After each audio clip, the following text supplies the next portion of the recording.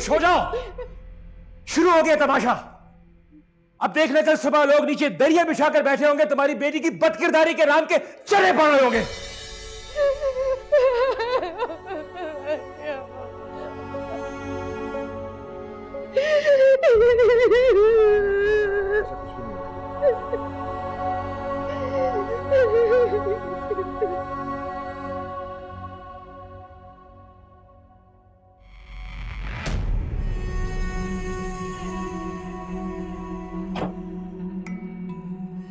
कौन हो तुम दोनों, और रात के इस पैर यहाँ क्या कर रहे हो?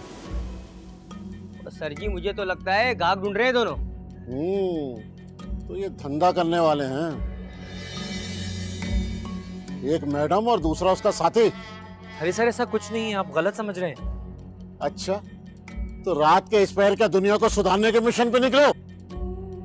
सर हम तो अपने घर ही जा रहे थे, रास्ते में डाकुओं ने हमें लूट लिया।